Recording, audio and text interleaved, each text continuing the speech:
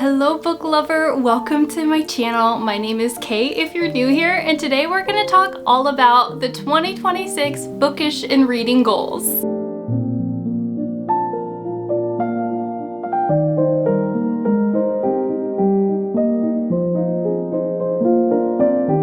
So for the year 2026, I actually have a pretty hefty list of bookish reading goals, so I'm just going to jump straight into this. If you're new here, this is a Christian bookish YouTube channel, so there are going to be some reading goals that are going to have to do with my Bible and Bible study and Christian fiction books and that kind of stuff. So my very first reading goal for the year 2026 is actually going to be finish reading / studying the Old Testament. I feel like I've read maybe at least a half of the Old Testament. I've read the entire New Testament, so I would truly just like to finish studying and deep diving into the rest of the Old Testament to get that full circle picture. So that's going to be mostly the prophets, the major and minor prophets. There might be a few other ones, like I know I have to still study Job. I've read Job before, but I'm going to need to study that and go deeper into that. So that's definitely a huge goal of mine for 2026, and honestly I would say that's the most important one. I would love to see the full picture of the beautiful Word of God in its completion, and I am so excited about that goal. The next goal that I have for 2026 is to get rid of the rest of my secular books that I own. So I will probably be keeping some of the cleaner ones or ones that I've read and loved, but there are still quite a bit of books on my shelves that I am hoping to get rid of. Most of you know I have been on a journey since June, I think June of 2025, to get rid of my secular fiction books and move more towards clean and Christian fiction books.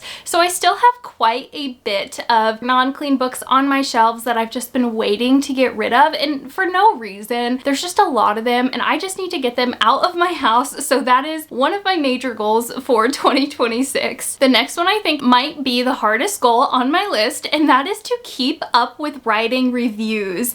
I feel like since I've started YouTube, which has been amazing in August, I have really slacked on actually keeping up with writing the reviews because I'm talking about them here on YouTube. I truly would like to keep up with writing them as I'm reading them, especially for things like trigger warnings, because I have been recently liking to add a trigger warning box for you guys so you guys know all the triggers that are in a book. But if it's been a month or so since I finished the book, I might forget some of those, and so I'm going to try to make writing reviews and especially the trigger warnings, documenting those as I'm reading, more of a priority in 2026. Let's hope I can actually do that. Maybe I'll try to set a block like once a week to start writing reviews for all the books that I finished that week. I don't know how I'm gonna do it, but that is definitely a huge goal of mine. The next one I would so love to do. It is something I have tried to do for years and I have failed countless times, and that is to keep up with my reading journal. Again, I don't know if I need to set a couple hours to just sit and fill out my reading journal. I have a super adorable reading journal that I actually have printed out on sticker paper, the photos of the covers of the books that I've read, and I like to put them in that reading journal. So as I'm filling out my reading journal, I have stickers of the covers of the books that I've read right next to my reviews of them, and it just brings me so much joy. So I definitely would like to be better at keeping up with that this year,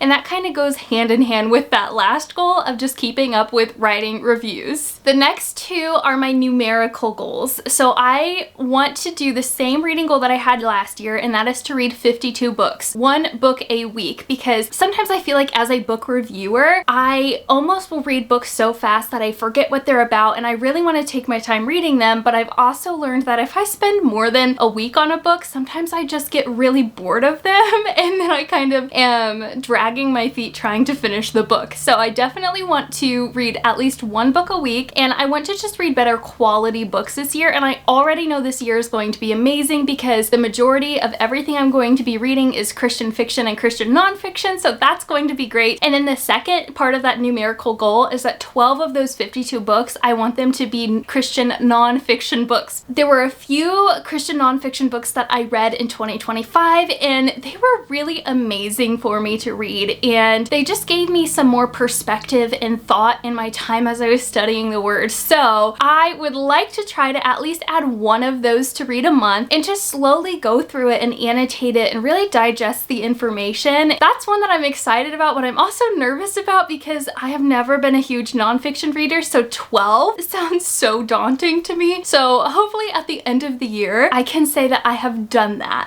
I guess I have another numerical goal, and that is to reread 3 favorites, because I have never been a rereader when it comes to books, and there were so many that I read this year that I could absolutely see myself wanting to reread. For example, Edenbrook by Juliana Donaldson. I think that's who it's by. I just adored that book so much, and I could see that being a comfort read for me, and it's one that after I read it, I immediately wanted to reread it. And so I'm hoping I can get through at least 3 rereads this year. The next reading goal that I have is to utilize my TBR jar. So I believe back in September, I actually made a TBR jar, and I have a whole video on that where I came up with 100 different prompts to put in my TBR jar. I am a huge mood reader, so I wanted to make sure my TBR jar was relatively safe for people who are mood readers, because I want it to be fun, but I also want to be picking books that I actually am in the mood to read. And I've maybe used my TBR jar in 1 or 2 months. I just end up stacking up my month with other books that I either have to read because they are advanced readers copies and I'm on a deadline for them, or I've been having books on my list that maybe I'm in a book club or something like that. Or like this past December, I was doing a readathon, so I had 12 different prompts or 9 different prompts that I had to do. And so I want to start utilizing my TBR jar at least once a month, using that to help me pick out one of the other books that I already physically own on my shelves. And kind of hand in hand with that, my next reading goal is kind of a goal, kind of more of a self-controlled disciplinary thing, and that is to limit the amount of advanced readers copies that I will be reading for review, and instead just focusing on what I already own. So one of the most exciting blessings that I had received in 2025 was not only starting this BookTube channel and meeting all of you wonderful human beings on here, but I've been approved through several Christian fiction publishing book houses to be a part of their reviewer teams. So that means I can sign up for physical copies of advanced readers copies, and they'll send them to me for me to review them, which is so exciting and so awesome. But I also know that I could totally overdo that and burn myself out because I get excited about a lot of books. So I'm going to try to limit the amount of advanced reader copies that I do, so that way I don't get burned out. The next goal is that I would like to have at least 2 intentional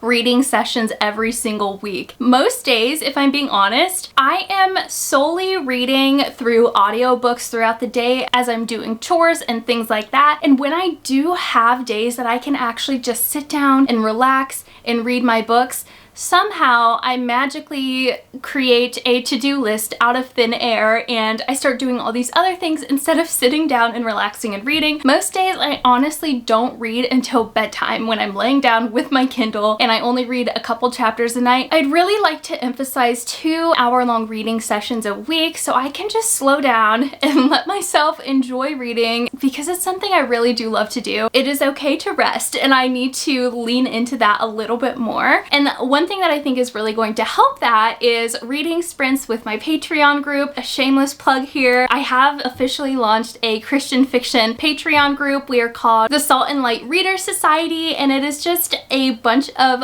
awesome Christians that absolutely love reading. We have a book club on there, and we have a Discord where we have just been communicating back and forth, and it has been so amazing. I definitely think doing reading sprints with my Patreon group is something that's going to help me with having intentional time to read every single week. And the last goal that I have on my list is mindful book buying. So in the years past, I have tried to do book buying bans, but I'm just not that girl, okay, you guys? I am a book buyer. It's just one of the things I love to do. I love to buy coffee and I love to buy books. Those are my 2 things. And so I've told myself that I'm not just going to totally take that away and go on some book buying ban. Instead, I'm going to be mindfully buying books. What that means is that any books that end up being selected for book club, I'm allowed to buy those books. But any books that I've never read before that I want to buy, I would really like to read those first on Kindle Unlimited or through the library or something. And if I end up loving it, actually buying copies for my physical library so I can have some shelf trophies, if you know what I mean.